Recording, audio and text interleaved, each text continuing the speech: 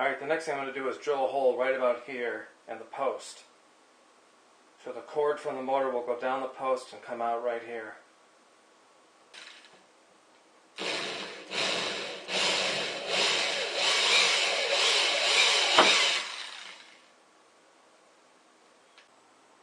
Okay, and this part's optional, but I'm going to go ahead and solder the wires right onto the motor, just for a good tight connection.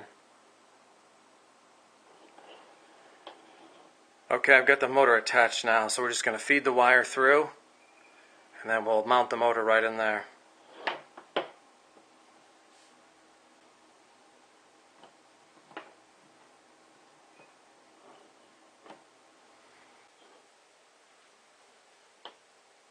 And when you drop it in, just like that. Now this motor is just a tiny bit smaller than this opening, which is good. It fits right in there, but it's a little bit loose. So I'm going to wrap some electrical tape or duct tape around it a couple times and then put it in there.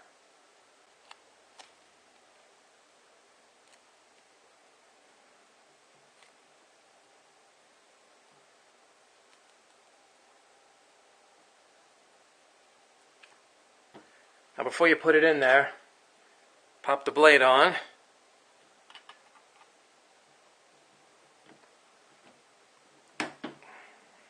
It's on there really good.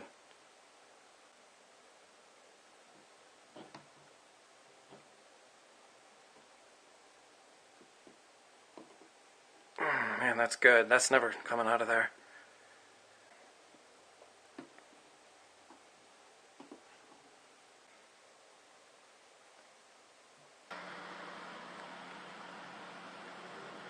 Now that immediately starts producing power.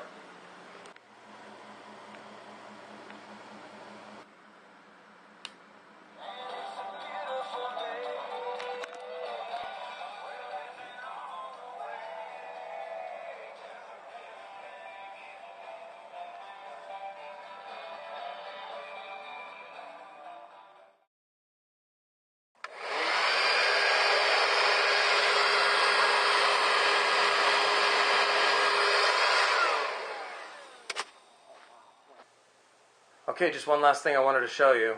This is the basic setup if you want to run AC off this. You just go from the turbine to the battery to the 12 volt socket, and then plug a small AC inverter into a 12 volt socket like that. A lot of those have little ports on them so you can charge electronic devices too, like your phones, iPads, things like that. The one thing I don't have, I can't show this running right now, it'll have to be a future video.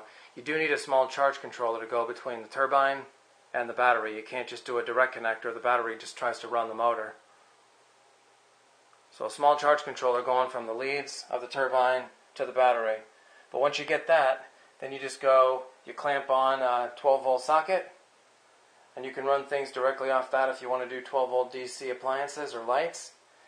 If you want to do AC, just buy a small inverter like that. Just plugs in, and then you can see, you just plug in regular stuff.